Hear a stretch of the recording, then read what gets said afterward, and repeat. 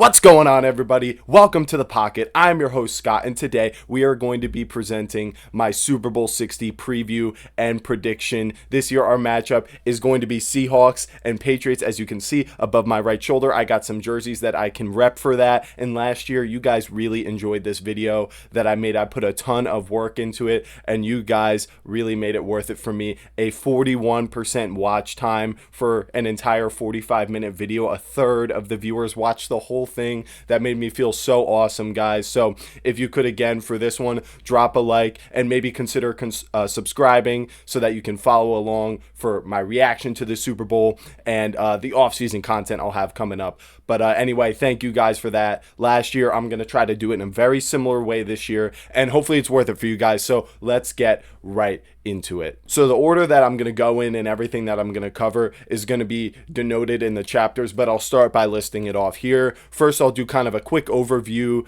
breakdown of the matchup, just my general thoughts, and then I'll go into any matchup history between the players or the coaches between these two teams, recap the regular season and postseason run for both teams along with what they excelled at. The injury report, which is we are a week out, so it's going to be a little harder to read that, but I will talk about it. Each team's depth chart, and then the advantages and disadvantages that each team has going into this matchup, the key matchups that are going to determine that. And then I'll finish it off with what Vegas thinks about this one and what my prediction is going to be. So without further ado, let's get right into it. All right, so last year I said how much I hated the Super Bowl matchup. Eagles, Chiefs rematch. Nobody wanted to see it. Me as a Giants fan, seeing Saquon in the Super Bowl just completely, broke my heart, but good for him. It's been a tough pill to swallow, but we are now beyond that as we've now got two completely new teams, not just, in the playoffs and in the Super Bowl, but two very new teams just in general. And I love this matchup for that reason. We've got Sam Darnold and kind of the new look Seahawks, and then obviously the Patriots had spent the past couple years rebuilding, but with Drake May and Mike Vrabel, here they are in the Super Bowl now. So although I did not expect this matchup at the start of the year or even entering the playoffs, I'm glad we got a major change of pace compared to the last 3 years. And maybe if you're as old as me, the Patriots aren't anything new, but like I said, they still have a whole new brand, and they really shouldn't be receiving any hate for that. This isn't Tom Brady and Bill Belichick anymore. This is a whole new, coaching staff and squad of guys, and they should be treated as such. I love Mike Vrabel as a coach. The tough attitude that he instills into his team feels very old school, and that just feels like a dying breed in today's NFL. Drake May is the most exciting young quarterback in the NFL next to Caleb Williams and Jaden Daniels after his disappointing sophomore season. And winning this Super Bowl for him would be a milestone beginning to his legacy as a quarterback and what he could potentially accomplish down the road. He would join Tom Brady, Kurt Warner, Russell Wilson, and Ben Roethlisberger as one of the youngest second-year quarterbacks to ever win a Super Bowl. And in fact, he would be the youngest. So he'd be one of 5 quarterbacks. Tom Brady was 24, Kurt Warner was 28, Russ was 25, and Ben was 23, but almost 24. So he'd be the youngest quarterback by age to ever win a Super Bowl. So that's kind of the Seahawks, the Patriots, and why I'm excited about them. But for the Seahawks, they're favorites in this one, and for very good reason. This defense of theirs is giving shades of the Legion of Boom that we saw take them to the initial rematch matchup between the Patriots and the Seahawks. And this time they're led by second-year head coach Mike Macdonald of the Ravens, who's done an absolutely phenomenal job with the personnel and the coaching, and obviously has these guys playing at an elite level. The offense for the Seahawks was a big question coming into this year and a major surprise to many, including myself. They look like geniuses now for believing in Sam Darnold, trading away DK Metcalf, signing Cooper Kupp as not only a player and weapon, but a mentor to JSN, who looks like the best wide receiver in football this year. All decisions that people were very, very critical of and did not believe were going to lead to offensive success. That was one of my main concerns about the Seahawks and why I was low on them coming into the year. But look at them now. And then Darnold. Let's talk more about him. His story, his hero's journey from tragedy and doubt to greatness and belief, genuine belief that he can be even more than just a top 10 quarterback. But if he wins the Super Bowl, and depending on how he does it, he could enter that top 5 conversation after years and years and years of being completely doubted.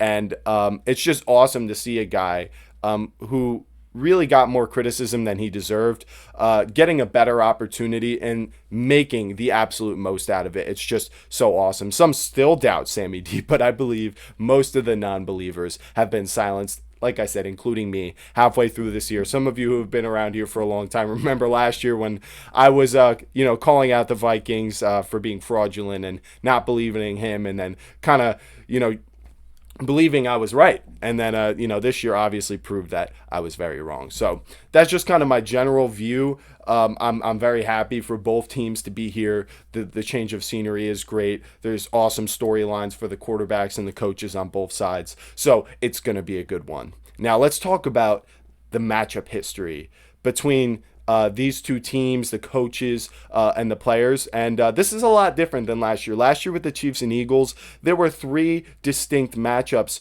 between the at least coach and quarterback of Sirianni and Hurts versus Patrick Mahomes and Andy Reid that we really could go off of and kind of use as a guide for what might happen in that upcoming Super Bowl, because although there were new pieces, you could kind of bake that into your expectations based on how they performed in the previous matchups. That's not the case here at all. This is Vrabel's first year with the Patriots. This is Drake May's second year in the league. They were not good last year as a team. And then for the Seahawks, like I said, this is Mike Macdonald's second year with the team. This is their first year with Geno Smith. So there really isn't a lot to go off of here, but I decided to dig into it anyway just to see if it could give us a little bit of context. So here's what I found. Mike Vrabel as a head coach versus Mike Macdonald as a defensive coordinator in Baltimore. The Ravens were able to win this one 24-16. Titans were one of 7 teams that year to be within 1 score of that 1-seeded Baltimore Ravens team. The year before Mike Macdonald left, the Titans were on the road in that game. This was kind of past the prime of the Mike Vrabel Titans. Mike Vrabel versus Clint Kubiak.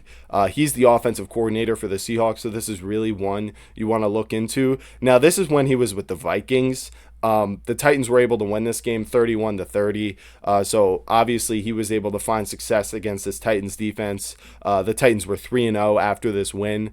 But that Titans defense was something they really, kind of harped on. So it seemed like Clint Kubiak, at least with the Vikings, was able to find some answers in the past against Mike Vrabel. And then Josh McDaniels versus Mike Macdonald. Any history of this, you have to go all the way back to the Mac Jones days. The Ravens in this game put up 37 points, so it's kind of hard to judge, how great the Patriots offense was in this one. But when you do look at it, they were scoring fairly consistently, at least after the first quarter, 13, 7, and 6 in the second, third, and fourth quarter of this game. But that's with Mac Jones. It's a really, it's a big difference going from Mac Jones to Drake May, and, the weapons that they have now are definitely better. It just kind of goes to show that, these coaches have faced off in the past before, and they've found relative success to each other, but things are so different now. So I decided, why don't I bring up some of, the other kind of, potential matchups, and remember that, at least from an organizational standpoint, this Seahawks team really missed out on their chance for a dynasty because they lost to this Patriots team. Now, all the pieces from the coaching staffs of both of those are gone, but I'd have a hard time believing that sort of narrative isn't coming up in meetings. It's like bulletin board material and stuff like that. Like, look at what they took away from us, 10 years ago, that sort of thing. I think that's gonna be a thing. That's gonna be a psychological element to this game. And then Darnold versus the Patriots. People want to bring this up, as if, the years on the Jets really means that much for him. Obviously, he wasn't playing very well against Belichick without much help on the offensive side. But I figure, maybe there's a little voodoo magic to the Patriots defense that can kind of emerge some bad thoughts for Sam Darnold in this one. So that's kind of the matchup history between these two teams. Overall, I think it's generally a wash, but I just kind of wanted to show you guys that there is some history between these coaches. Alrighty, now we are going to recap the regular season and postseason runs by both of these teams and where they kind of graded out statistically compared to the rest of the league to kind of, capture the identity of who this team is based on a momentum standpoint. Are they hot right now?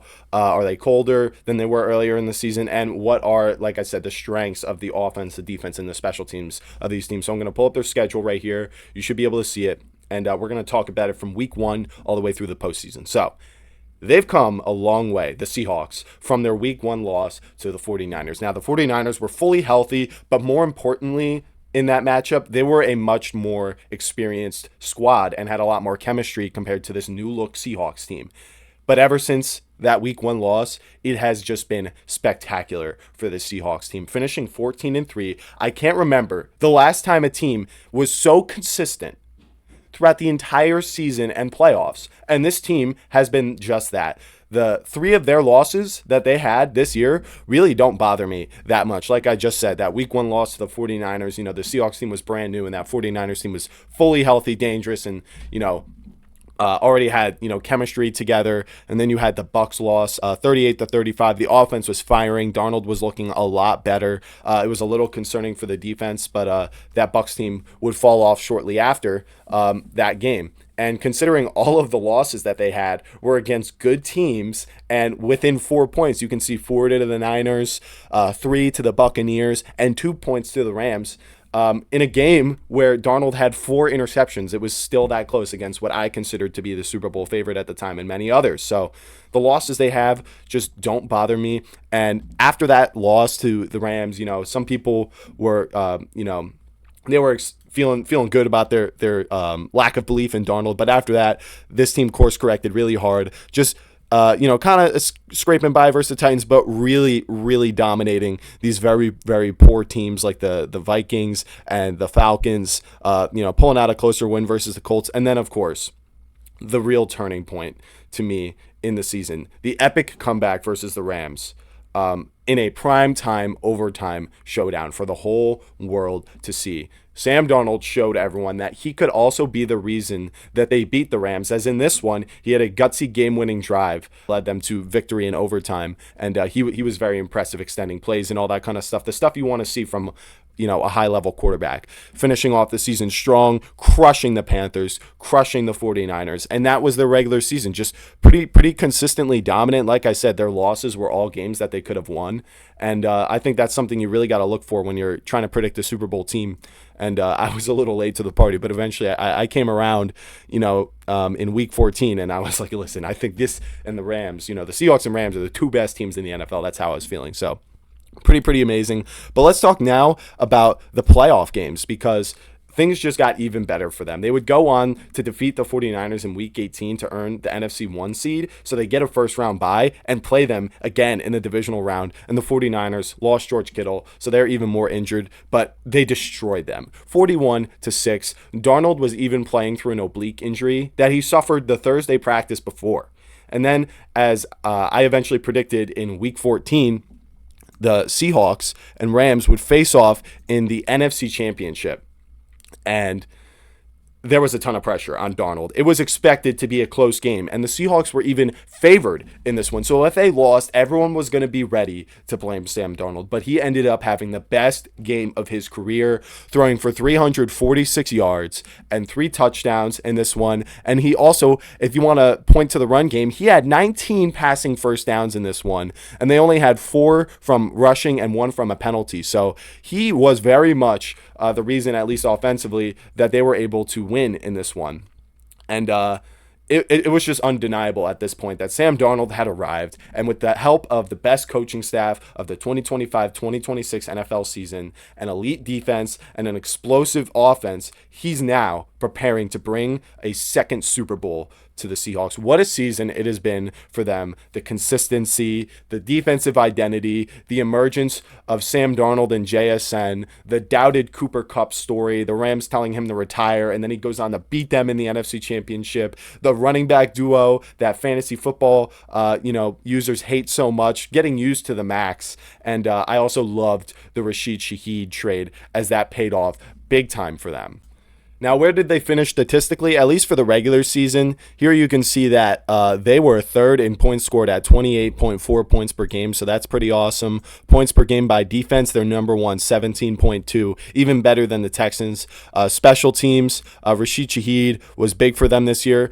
2 return touchdowns. I don't know that they were both from him, but I do know that the one in the Rams game was crucial to them beginning that comeback, and that was massive.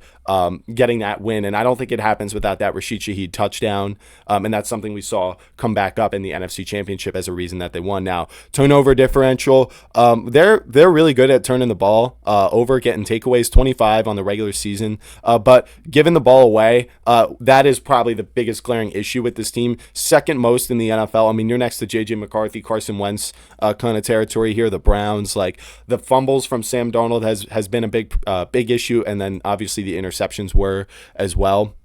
And then if you care more about EPA and that sort of thing, here's the EPA. They are first in overall EPA in the NFL. No surprise there, but EPA for offensive play, per play, they rank in the top 10, and they're clearly much better at passing the ball than running the ball, although they stay very committed to it. Now, from a defensive point of view, they are second behind the Texans, and they do better against the run than they do against the pass. They, along with the Texans, are kind of in a tier of their own. As you can see, the next closest, Vikings, Browns, and Patriots, are not quite in that same tier, almost twice as much from the Texans, but still a significant amount more from the Seahawks. And then, yeah, so that is kind of just how the team performed overall and how they compared to the rest of the NFL. Clearly, you can see highly effective offense, top 10, and then the defense, one of the 2 best in the NFL by EPA or by, actual, defensive performance. So you can see the Seahawks, not just on the field with wins, but statistically are also a very elite team and very much deserve to be in the Super Bowl. Now let's move on to the Patriots.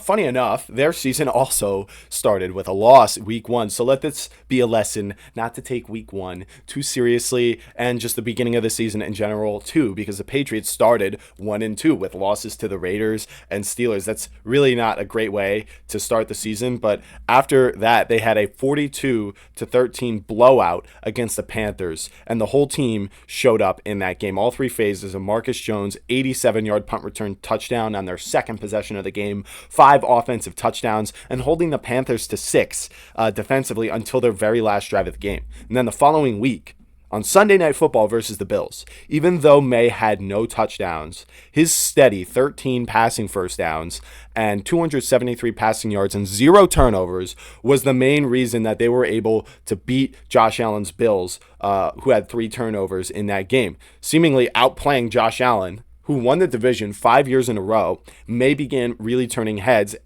towards the Patriots at this point around the league. And these back-to-back wins, to me, are what would propel them into this 10-game winning streak that they would have heading into their bye week with an 11-2 record.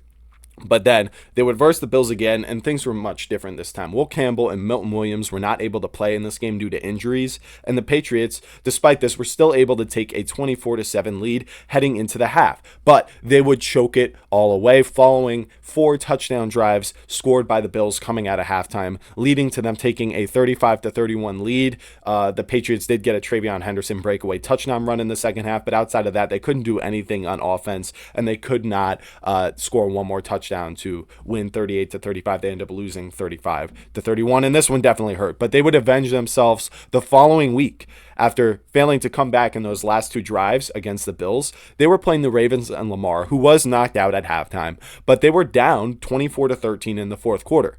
And on the arm and legs of Drake May, the Patriots come back and score back-to-back touchdowns and stop the Ravens, and then run out the clock to proceed to win this game. And then they would proceed to dominate their last 2 games of the regular season, and it seemed like the confidence was back. Milton Williams and Will Campbell, they were able to come back eventually, and now we get to the playoffs. So there's already a lot of controversy about this regular season. A lot of people will talk about the schedule, and in fact, I'll pull that up right now just to show you guys. This is the played strength of schedule by teams. You can see the Patriots, Broncos. They've played very, very easy schedules, but the Patriots in a tier of their own. And I don't have the stat on me right now, but it's been described and kind of statistically drawn out as one of the, if not the easiest schedule since like 1998 or something like that. So, and when you look down the list at the quarterbacks, most of these teams ended up firing their coach. Giants, Falcons, Browns, Titans, Bills, Steelers, Dolphins, Raiders, like, and then, the quarterbacks that they faced and all that. Like, I understand. But this is when the playoffs should come in to kind of mitigate that and prove that they are legit. So what happened in the playoffs? Well, you'd be surprised. They did verse 3 top 10 defenses by scoring in points per game. The Chargers ranked 8th. The Texans in the divisional round ranked 2nd, and the Broncos ranked 3rd. But even an honest Patriots fan would tell you that the quarterback play that they versed in this one, in this playoff run, was just atrocious, and it started off with Justin Herbert. And he was scarred, seemingly, from his 4-interception game last year and the previous years of playoff struggles and chokes, and he really didn't take any risks in this one. He missed a lot of open wide receivers, leading to 3 offensive points in this one. Now, the offensive line he had was also dreadful in this one. Justin Herbert was hit 11 times in this one. And you can't see it, but it's just the column just to the right of this one.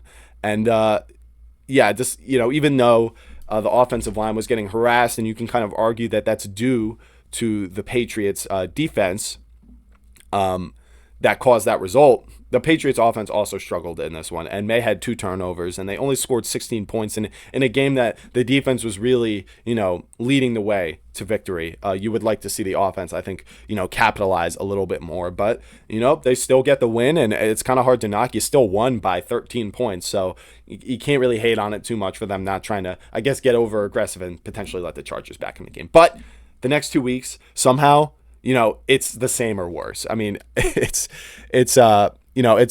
something that a lot of people have been arguing over, and I understand why. I really do, and I've even sort of complained about it too. CJ Stroud on this one. I mean, he was hit 9 times, so it was kind of bad, like the Chargers game. But 7 of the first 9 drives were a 3-and-out or an interception, and he threw 4 interceptions in the first half. And if you watch too, These weren't like amazing plays by the Patriots. It was lousy decisions by CJ Stroud. It's really a stretch to me to suggest that the Patriots defense and like their presence was able to force these decisions out of CJ Stroud with like such a high level of execution. It's a lot more to me that CJ Stroud was playing poorly. And the Patriots weren't even far off from what CJ Stroud was doing. 5 of their first 8 drives ended in a turnover or a 3-and-out. And they still protected the ball enough to stay ahead. And, there was a couple of fumbles that Drake May had that they were able to fall on, unlike the Texans offense. So that really helped them. But to me, it was an early 4th down and 1 attempt that they went for early in this game. And it was a catch and run by Kayshon Boutte against Bullock, I believe. And Bullock falls down, and Boutte goes 28 yards for the catch and run touchdown. And the other explosive plays they had 6 that were 17 yards or more on all of their scoring drives. They had one of those explosive plays. It's their key to success offensively. They try to run the ball, but it really wasn't working good in this game. You can see, they gave a lot of attempts, but 3.3 yards per carry, 32 attempts. They were playing it really, really safe. But they're clearly a very opportunistic team. And that's why they were able to win this one. The turnovers that they got, they were able to get points out of them. That's how you win football games. And that rang true again in their next matchup against the Denver Broncos. You can see them winning this one 10-7. And you got to wonder, if you didn't know, Bo Nix was not playing in this game, and it was Jared Stidham, the backup quarterback. So even before this game even started, people were ready, for the whole, Mickey Mouse idea, and that this is just an easy playoff run. And everything. It was at Denver, but it truly is a blessing to verse a backup quarterback in a conference championship game. He was the only quarterback ever to make his first pass attempt on the year in the conference championship. I mean, that is just like that is very, very good if you're the defense, because that guy has a very little chance of getting anything going very well. And he had a decent start to the game, Stidham, but he couldn't get anything going versus any any situation where he was under pressure. The two crucial moments in this one, in the first half, a failed fourth down conversion by Denver with a chance to go up 10-0.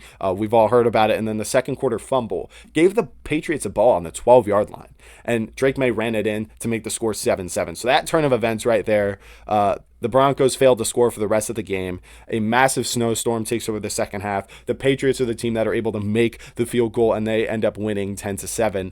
And the Patriots kind of played conservatively for the whole rest of the game, like I showed you, just running the ball and punting it back to this Broncos team that just couldn't do anything. I'm pretty sure like pretty much every drive in this game was less than double digits. Nobody could get a drive more than like 7 plays. It was one of the hardest games to watch. And it wasn't because of like phenomenal defense. There was some pretty bad QB play on both sides. May was not great in that game either. He only had like 86 passing yards. So there's a lot of people who are complaining about this Patriots team and, you know, what they've sort of, you know, not proven, I guess, if you want to say. And it all has to do with this schedule and how they've won these games. So let's switch over to the team stats by this Patriots team.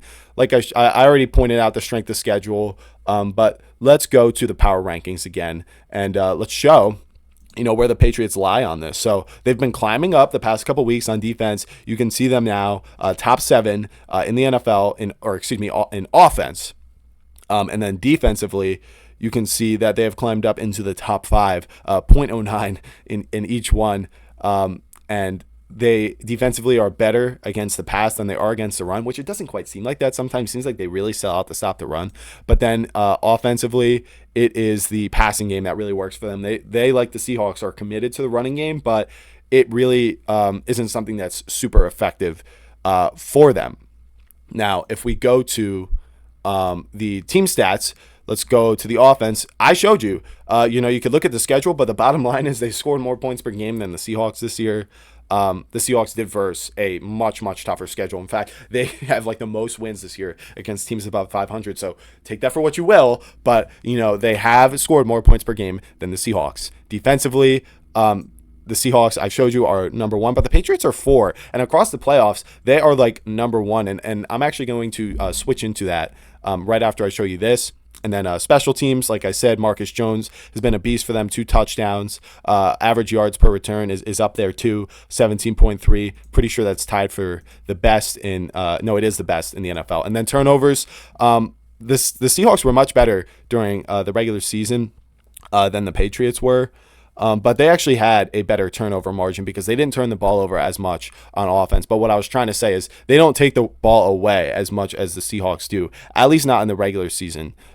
But if you go to the postseason, it looks actually a lot different for both teams. Yes, the Patriots offense has really not been great. 18 points per game offensively in the postseason. That's not good. The Seahawks 36, that's definitely skewed by the 49ers game. That was a pretty bad defense they went up against, and they stopped them doing everything on offense. But when you look at the defense, the Patriots defense, statistically, they are just completely dominant compared to everyone else. They've only allowed 8.7 points per game across these playoff games, 7 to the Broncos, like 13 to the Texans, and 3 to the Chargers. I mean, it's been unbelievable. And the Seahawks, 16.5, they shut down the Niners, but they did allow quite a bit of points to the Rams offense. So depending on how you view the Patriots offense to the Rams, that could mean a little bit of potential trouble for them. Special teams, you see the Seahawks with, the huge average skewed by Rashid Shaheed, but the Patriots are good there too. But then turnovers, the turnover differential, Seattle is number 1, but the Patriots are right behind them,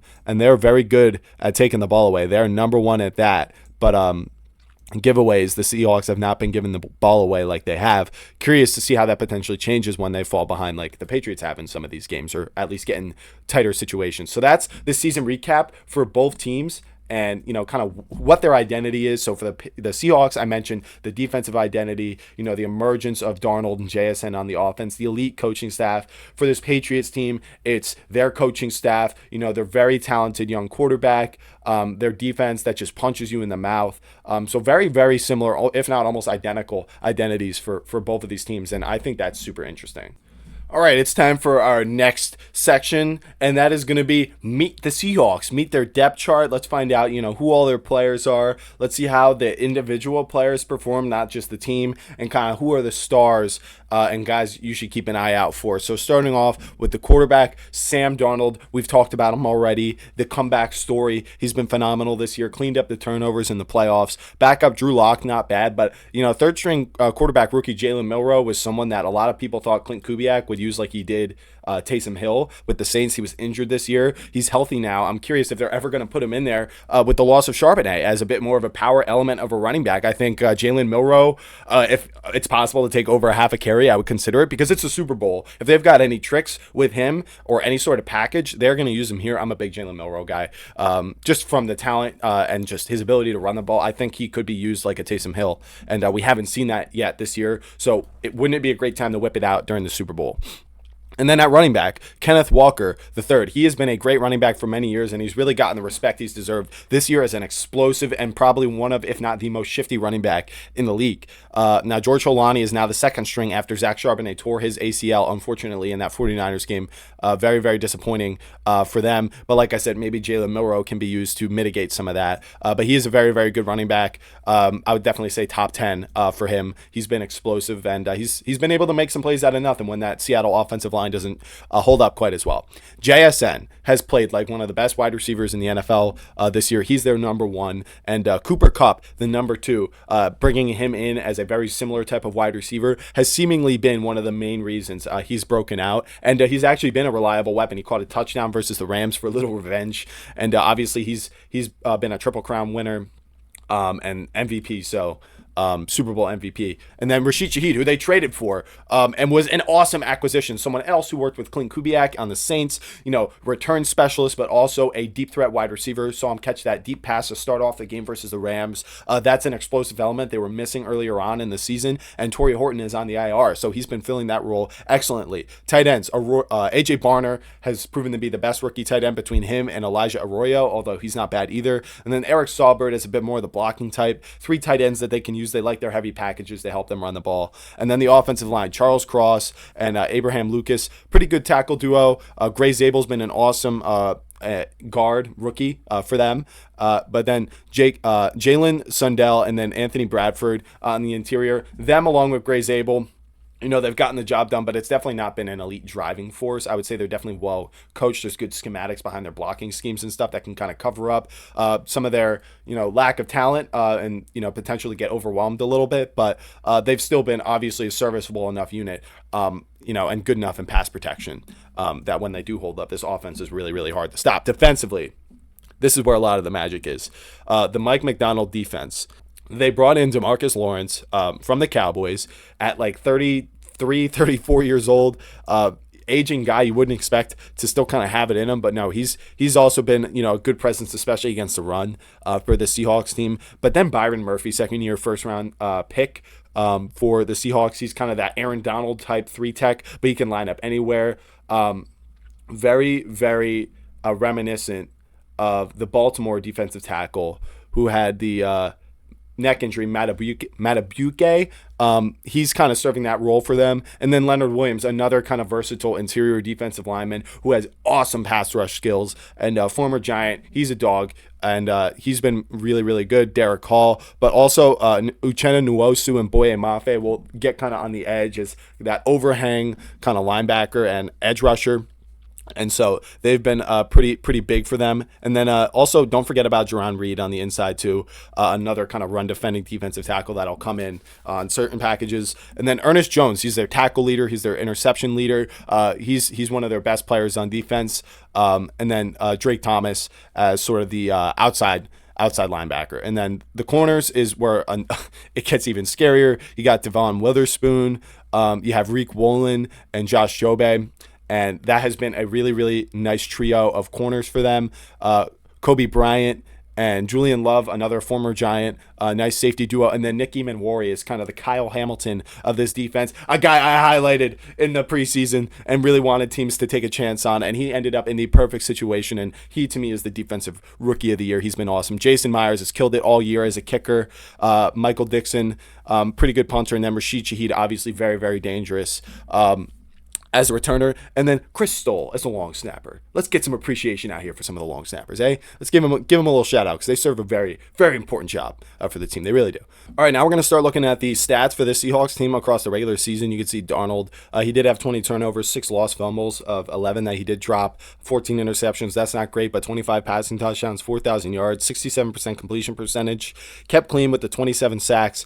He's been playing well, especially when it's mattered, and better as the season's gone on. Walker, 1,000 yards rushing, splitting the workload with Charbonnet. He's not in there anymore. You can see the 12 touchdowns he had. He was the goal line back. Keep saying it. Use Jalen Morrow as the goal line back and just kind of a weapon for this offense. I think it would be a really good idea. Take some of the load off of Walker's shoulders, but he did have 10 big-time runs this year. That's 20-plus yard runs, and he's been really, really big for them as they do lean on the run, even if it's not working that well, just to keep the defense honest. Receiving, you can see JSN, unbelievable. About 1,800 yards, 10 touchdowns, 120 receptions. He is the guy here. He is the guy. Cooper Kupp, second leading receiver, not even 600 yards, 47 receptions, 2 touchdowns. Barner actually has the second most touchdowns receiving with 6. They lost Torrey Horton. So it's kind of unfortunate that they don't have him. And, they'll use Kenneth Walker, the tight ends, and all that kind of stuff out of the receiving game. Rashid Shaheed got here late. He's been kind of working slowly in. You can see this team has, even though they do have a bit of a fumbling issue, the weapons that they have, with just JSN, that is a very good start. And then I talked about Ernest Jones leading the team in tackles and interceptions. That's been really awesome for them. Kobe Bryant, second with 4.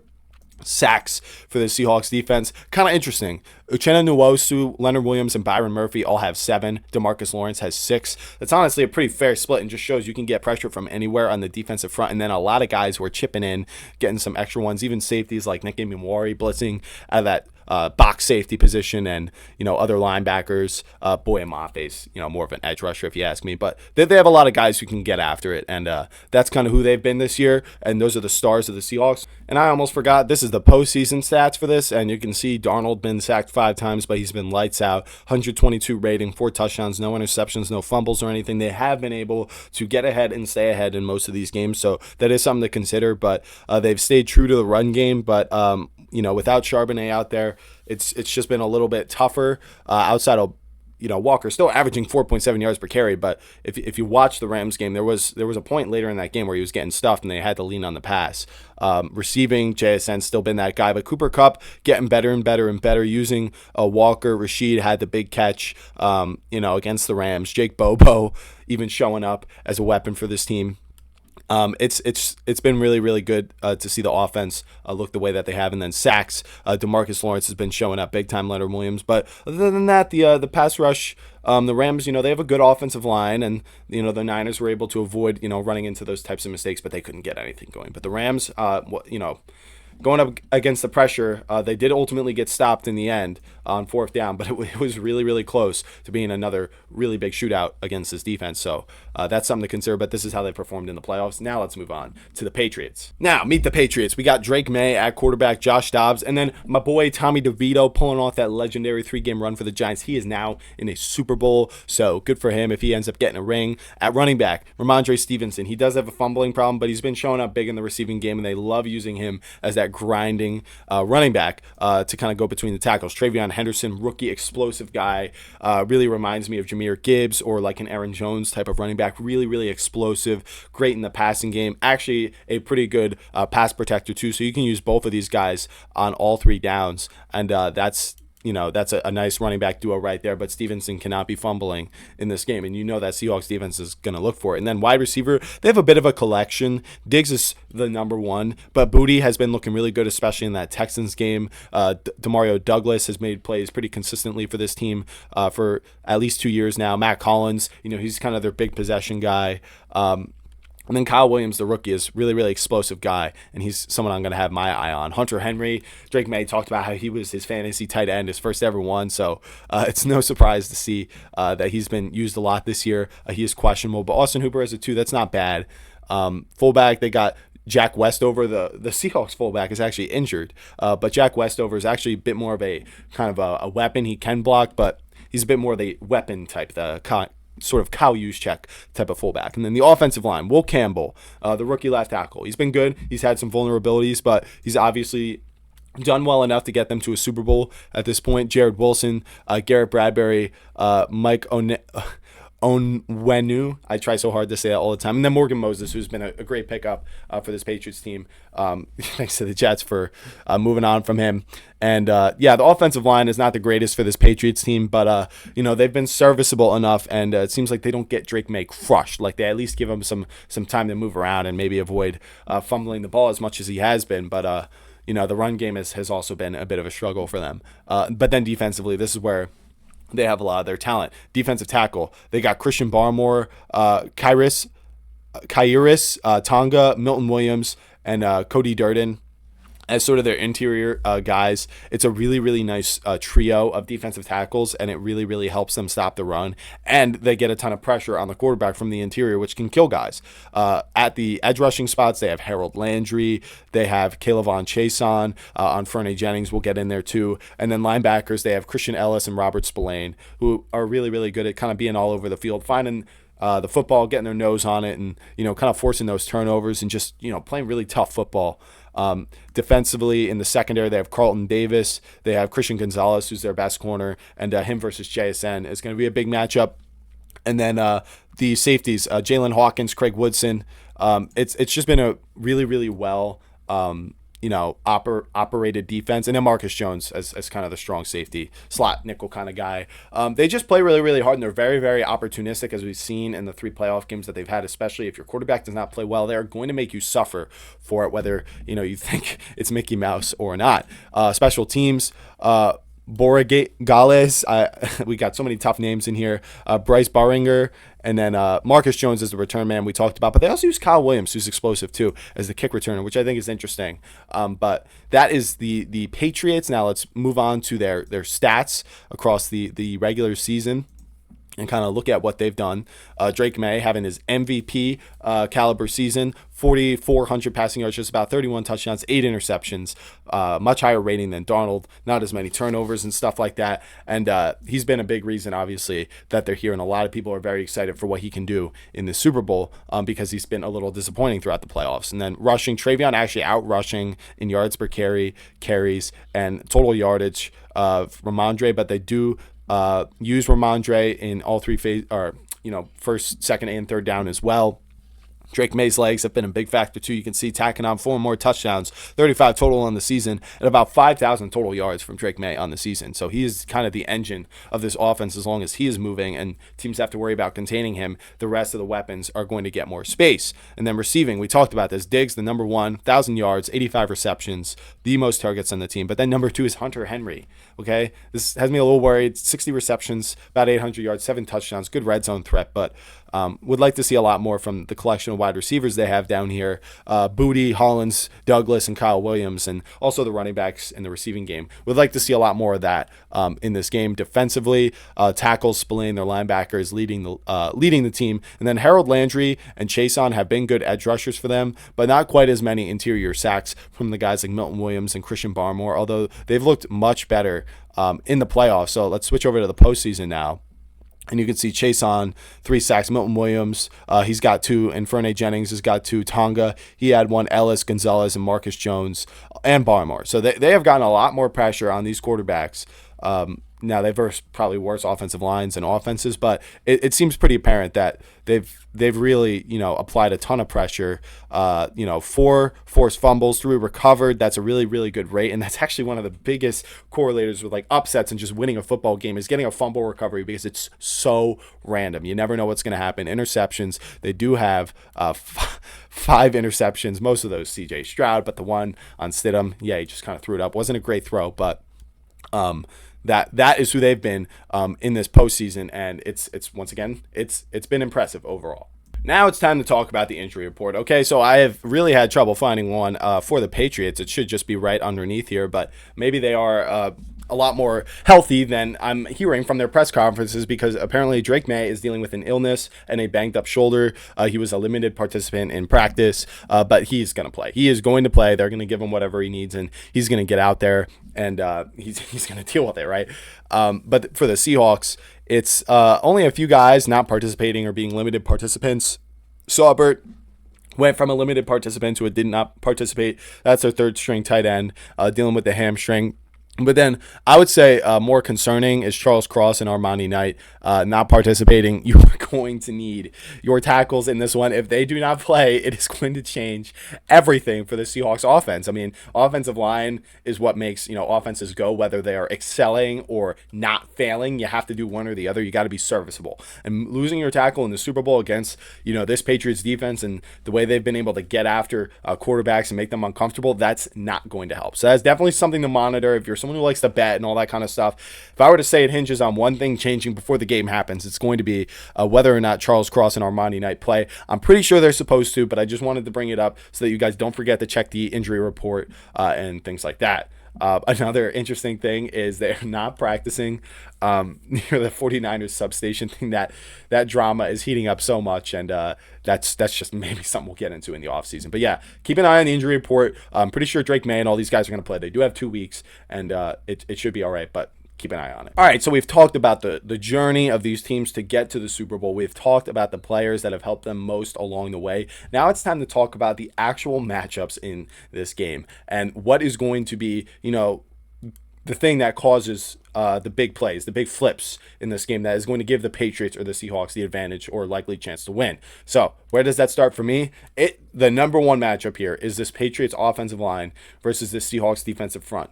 You all saw this coming. The Rams were sort of able to handle the pass rush from the Seahawks and not really get that much pressure on Stafford much across this entire season. Now, a lot of that, could be their ability to have the right play drawn up and Stafford being on the same page with the whole rest of the offense, which is not really a quality that seems to be represented in the Patriots offense, right? So if that kind of quick and easy stuff isn't quite as easy or just isn't there for this Patriots offense, this offensive line is going to have to hold up against, the pass rush, which isn't as much of a problem as the run defense. Trying to create push and do what they've done in, the past 3 playoff games, which is run the ball and be conservative when you don't have to be aggressive, is going to be, I think, a lot harder versus this Seahawks team. Because they know this Patriots team wants to run the ball and stick to it. They want to get them into third and longs, and May will be able to convert some of those, but it's going to be a challenge. But Will Campbell, the first round pick, the rookie, we've talked about him. He's been good, but vulnerable at times for sure. The arm length was always a question. DeMarcus Lawrence is a really long and lengthy kind of guy. We saw similar edge rusher types, better but similar. Will Anderson and Danielle Hunter really give him trouble in that Texans game. So I wonder if he's able to protect Drake May in this one to a proper extent. And then same thing goes for Morgan Moses, although he's definitely, a vet in kind of a different frame to Will Campbell. But, does he still have the juice at his age to keep up in this spot? And the Seahawks, they kind of have a collection of edge rushers, but it really shines through that interior rush. Leonard Williams and the second-year first-round pick Byron Murphy both are leading the team in sacks. And there was the third player who's also leading them in sacks, Uchenna Nwosu.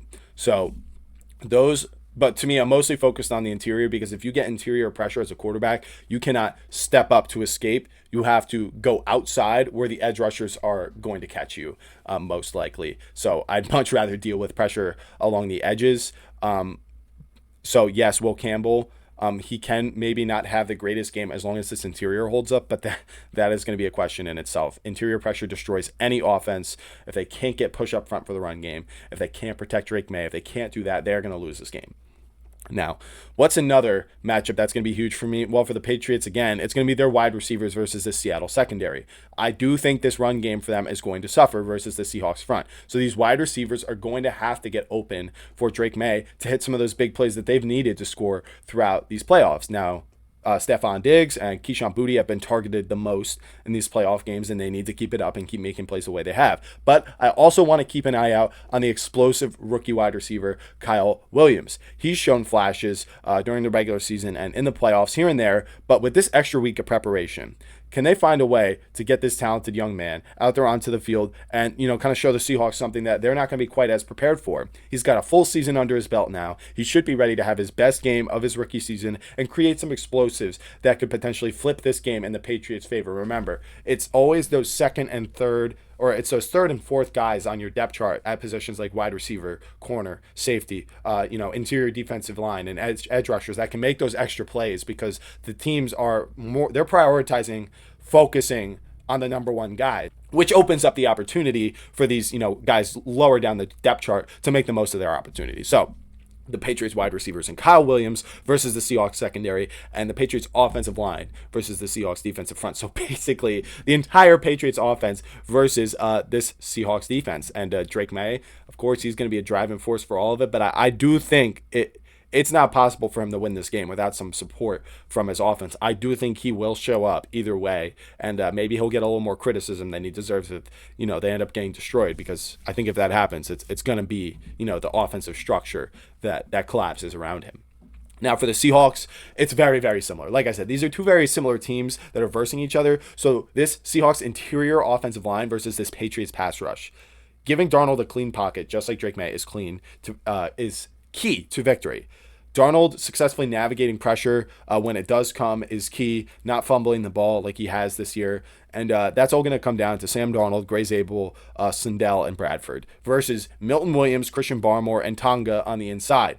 If Darnold can't step up, I think it's going to get a little messy. Seattle's tackles are good, but they're banged up. I still think I would give them an edge over Kayvon Chason and Harold Landry, although they're operating pretty hot right now. So that's, like I said, kind of mirror image of the Patriots.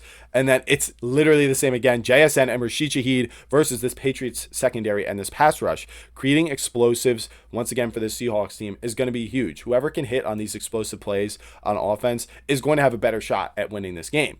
Okay, because I think both run games are going to kind of struggle a little bit to get push up front, and both defenses are going to make it a priority to stop the run and force Sam Darnold to beat us, and we're going to force Drake May to beat us, and then that's the kind of game you're going to end up playing in. But Rashid Shaheed on special teams, a return touchdown or a deep shot for a touchdown or to put them in scoring position could be that big play. I think JSN on third down to convert, drives and extend them is going to be important, but I think a lot of those drives are going to end up in field goals. Him in the red zone is going to have to show up for a big play, but then Rashid Shaheed for the big play downfield. And then finally, Mike Macdonald. On paper, he's the better coach, but this is year 2 for the 38-year-old, and he's up against Mike Vrabel and Josh McDaniels, two coaches who have experienced the playoffs before. Not that Mike Mack wasn't experienced with the Ravens, and not that he didn't shut out the Chiefs for like 3 quarters. But Vrabel, head coach of the Titans, McDaniels, with Brady and all that, I think I'm going to give them the edge when it comes to that. He's a young coach compared to these guys, and preparing the team psychologically is never more important than for the Super Bowl. Building confidence without becoming arrogant. Making sure the team isn't too loose when they step out there, but not tense either. It's got to be just right, and that's like threading a needle. And that leads us all to our next section, because, the Seahawks team is favored, and it's very flattering, but that might not be for the best. So let's move on to the next section, the advantages and disadvantages. I've talked about the key matchups. Those things could kind of go either way, but this is what I think are the clear advantages that each team has. So starting off, I was just talking about it. The greatest advantage that the Patriots have in this one is the underdog mentality. Colin Cowherd hopped on this immediately, and he is completely right. The Patriots players hear all the noise. Nobody believes them. And a lot of people are even mocking them with the insane Mickey Mouse edits, the Mickey Mouse Clubhouse, all that kind of stuff. It's just bulletin board material from Mike Vrabel, or they could just completely ignore it. Either way, it's going to piss them off. And I always try to watch the press conferences to try to get a read on where their head is at and what their mentality is. I listen to Mike Macdonald. He sounds composed for sure, but he sounds a little loose too. It seems to be that he's more of the stoic type of coach, and it is leaning on that composure and all that kind of stuff, kind of almost Belichick-y. But I do wonder if he's going to fire these guys up to be ready for that first punch in the mouth, and whether it's going to daze and confuse them, or if it's going to piss them off and they're going to taste their blood like Bruce Lee and then get back to fighting. Because the Seahawks players, they just have me a little bit nervous. It's hard to tell, but they seem pretty confident. Nobody's guaranteeing a win from them or anything like that. But the feeling I get is that they know they're favorites and they believe that should be the case, and it's flattering, right? It doesn't give you any anxiety until you start feeling the pressure that you should be the team that wins this, and you'll be called a choker if you lose. And things can be a little shocking in a game if you go in with that mindset, and then things go wrong. Because then it's, oh, this is new. This is not what we expected, right? And I think a bad quarter could be possible for the Seahawks team, but this team is not going to hand this away for more than that. I wouldn't expect much more than one bad quarter if something like that is going to go wrong, but sometimes that's all it takes. Now, when I watched Mike Vrabel, I was very surprised. He seemed a little bit anxious, like he knows what he's up against in this one. He received a ton of questions about Drake May and his health, which is maybe where some of that energy came from. But I believe it's because he cares so much and is genuinely nervous. Not that Mike McDonald doesn't care, and not that he isn't a little nervous either. But Mike Vrabel is a player's coach. He wears his emotions, I think, a bit more on his sleeve. He's always focused on the mission, but you can kind of feel it a lot more off of him, where his head's at. And I'm thinking just, that feeling that locked in energy I get from him, that's serious. It's kind of a little tense energy. I'm going to imagine that this is the mentality the team has. When you listen to the players too, it seems like they respect the Seahawks, but they are only focused on their preparation. So they are aware of the challenge that they're up against. But one thing is, that Mike Vrabel's been known for a few tricks here and there, and that's another thing too. He might be trying to get some really, really tricky plays, dialed in for this team, and, try to find that right balance of that serious preparation, but also that risk taking, because when you're serious, I feel like you tend to take less risks as a team, and that can work against you sometimes. So they're not playing, to me, into the narratives. Like, they hear the noise. They acknowledge that the Seahawks are in the Super Bowl. They're obviously a great team that we're going to play against, but we're just focused on our preparation. And then Drake May at the podium, 23 years old, so much composure, no different from any other week or any other time of the year. He seems good. He seems locked in. So the Patriots, they seem like they know what's coming. They know what's coming. I'm not entirely sure that the Seahawks know what's coming with this Patriots team, because how do you not look away from the schedule and all that kind of stuff? How do you ignore that? It's a big challenge. I'm sure many of the players are doing a good job of ignoring it, but there's probably going to be some of them out there who just feel they're going to win this game, and they should not go into it with the mindset of that being a guarantee. So I would say the Patriots are ready, but they know this one can get out of hand quickly. And the Seahawks, they have confidence, but it could be bordering on arrogance a little bit. But it does seem that they have it because they consistently say the work we've put in, that they are prepared, and preparation is number one. So if that preparation doesn't pay off in the first quarter, then what, right? What are you going off of? So that's the advantage the Patriots really have. Outside of football psychology, what are the advantages, right? So I think Seattle clearly has better offensive weapons. Clint Kubiak looks better than Josh McDaniels as a coach right now, but McDaniels does have experience in these spots. But I know for a fact JSN is better than any Patriots wide receiver. Rashid Shaheed is a dangerous deep threat. Jake Bobo's even shown up as a depth guy for them. The tight end trio that they have, whether they have Sawbird or not. Darnold, more experienced quarterback than Drake May, and has outplayed him in these playoff games, frankly. And the regular season would suggest that May is better and cleaner with the football, but I'm definitely going to look at the schedule there and say I don't really feel that way. I kind of feel like Sam Darnold has played in more, high leverage games. Now, defensively, it's close, but I'm going to give the edge to the Seahawks. It's not by much, but from a down-to-down standpoint, I think the Seahawks job will do a better job disrupting this Patriots offense. I mean, that's what we've seen from the Patriots offense anyway. Now, the Patriots defensive line is going to pose an issue to the Seahawks, but it's the same problem both ways. And, both quarterbacks can move. They both can use their legs. So they'll both have equal opportunities to avoid that defensive line. And I think the offensive lines are in kind of similar positions. Special teams is kind of a wash, since Shaheed and Marcus Jones are probably the two best returners in the NFL. So I'm giving the edge offensively to the Seahawks. Quarterback, I think it's kind of a split. May statistically outperforming him, Darnold in the bigger moments, but with the turnovers and all that. And then defensively, it's pretty close, but I just think Seattle, their defense matches up better against the Patriots offense, and is going to stop the things that they want to do, especially running the ball, because they're definitely better at stopping that. So it's time now. After all this, enough rambling, Scott. Enough of all this detail. What do you actually think is going to happen? Well, let me tell you what Vegas thinks first, and then right after that, I'll tell you my prediction. So the line started favoring Seattle at 3.5, and it's pushing more in that direction. It's now 4.5 as of January 31st when I'm recording this. And the ESPN matchup predictor actually has it at 60% for the Seahawks. 60%. I'm not sure if I saw any other game this season that was as one-sided when it comes to the matchup predictor, except for maybe the 49ers and the Seahawks. Okay, so it's moving in the Seahawks' favor, and this is kind of what I was saying is, if I'm a Seahawks player, I don't want people saying we're going to win. Stop jinxing us, right? It's going to work against them, is my opinion. Now, the 45.5 point total is going to project a roughly 25 to 21 win for the Seahawks, somewhere around there. And to be honest, I think that's a little too high scoring. I really do. And the main reason is because I think both of these defensive lines are going to kind of have their way with the offensive lines of the opposing teams. And I think that's really going to slow down both games. It's going to make both teams still want to run the ball, even if it's not working that well, which means a lot of 3-and-outs, of bad throws and stuff like that. And then, obviously the quarterbacks will be under pressure. So I do think there's a good chance, the Patriots are able to slow down the Seahawks. Since it's favoring the Seahawks, obviously a lot of those points are expected to be scored by them. And I don't know that there should be that much confidence that the Seahawks are just going to look like the machine they've been all year in this game. Why? 2 weeks will have gone by. They haven't versed this team yet. Despite who the Patriots have gone up against, it's not like the Seahawks offense is completely invulnerable. So I'm definitely going to be looking at the under. So if I think the under is the case, then who do I think is going to win? Well, that definitely favors the Patriots in my opinion, but I still think the Seahawks will win this game 20-17. So that would be Patriots plus 4.5. I'm definitely taking the points there.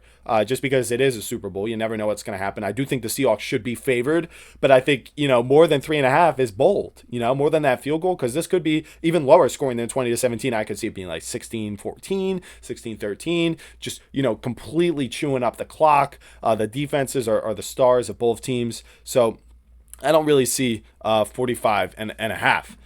So I do think the under is going to hit, and you got to roll with the Patriots if that's the case from a spread standpoint. But I do think that the Seahawks will win this game.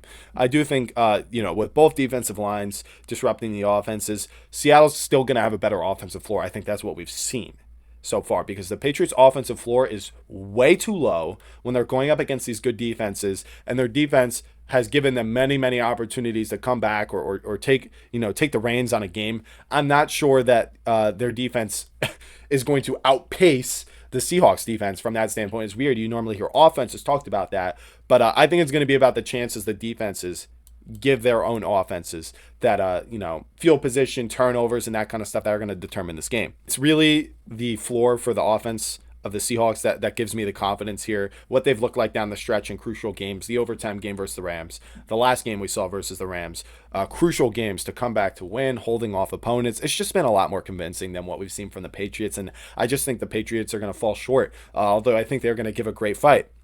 So no need for much further elaboration. Of course, I think the Patriots can win this game, but I think the Seahawks would really have to have 2 bad quarters for that to happen. And their team is just as well coached, and I think they have some more talent. So I genuinely would be happy if either of these two teams win. I love Mike Vrabel, so seeing him get a ring would be awesome. And many Patriots players were cast aside, and look at them now in the Super Bowl. Good for them. And then similarly with the Seahawks, some have been rejected, even told to retire, like Cooper Kupp, Sam Darnold. Unnecessary, unwarranted hate without acknowledging the situation he was dealt. And avenging his struggles versus the Rams and the team that has haunted him over the past 2 years, with the Vikings and the Seahawks team. So being written off, he's here now. Great for him and great for the Seahawks. And that is going to conclude the 2025-2026 Super Bowl 60 preview and prediction of the Pocket. Guys, thank you so much for watching. If you did make it here, like a lot of you guys did last year, please drop a like on the video if you haven't already. Maybe even hype it. I don't even know if I've had a hyped video yet, but that would be pretty cool. So I'd appreciate that if you really liked it. And please, if this is your first time here on the Pocket, please consider subscribing so that you can see my reaction to this game and follow me for the rest of my content for the offseason. And I hope that can be really enjoyable stuff for you. And and this is one of my favorite videos to make all year. So if you are watching this, thank you so much for the support, and let's have a great Super Bowl week. All right, guys, I can't wait. This season has been the craziest season that we've had in what feels like years, and I just can't wait to see what the final result is. So that's all I got for you guys in this one, and I'll see you on Sunday. Peace out.